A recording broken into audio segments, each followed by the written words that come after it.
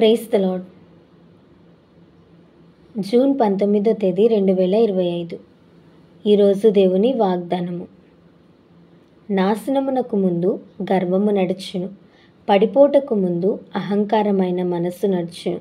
సామెతల గ్రంథము 16వ అధ్యాయం 18వ వచనం.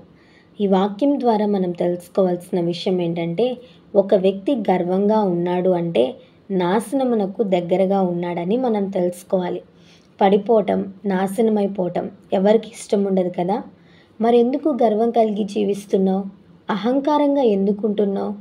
దేనిని బట్టి గర్వించొద్దు, దేనిని బట్టి అతిశయించొద్దు. గర్వం అంటే ఏంటో తెలుసా?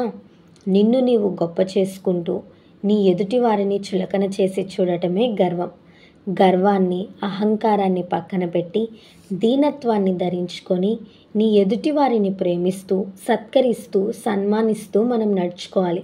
ఒకవేళ నీ ఎదుటివారు నీ పట్ల దురుసుగా ప్రవర్తిస్తున్నా, నిన్ను ఇబ్బంది పెడుతున్నా, దానినంతటినీ దేవునికి అప్పగించి నీకు దేవుడిచ్చిన ఇంకిత జ్ఞానాన్ని ఉపయోగిస్తూ దీనత్వాన్ని ధరించుకొని దీవెనలు పొందుకో. నీ ఎదుటివారు, నీ తోటివారు గర్వంగా ఉన్నారని వారి వలె నీవు ఉండద్దు. ఎదుటివాని ఎడల దీన మనస్సు అనే వస్త్రం ధరించుకో అని పేతురు రాసిన పత్రికలో కూడా మనం చూస్తాం కదా. ఎదుటివారు చదువుకున్నా చదువుకోపోయినా, చిన్నవారైనా పెద్దవారైనా, ధనవంతులైనా పేదలైనా, స్త్రీలైనా పురుషులైనా, ఎవరైనా సరే వారి ఎడల దీన మనస్సు కలిగి, తగ్గింపు కలిగి జీవించినప్పుడు దీవించబడతాం.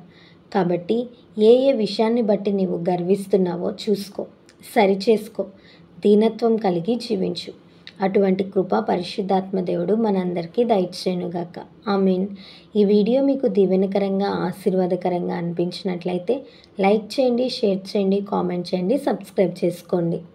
మీ ప్రార్థన అవసరతలను మాకు కామెంట్ రూపంలో తెలపండి. మీ కొరకు తప్పక ప్రార్థిస్తాం. God bless you.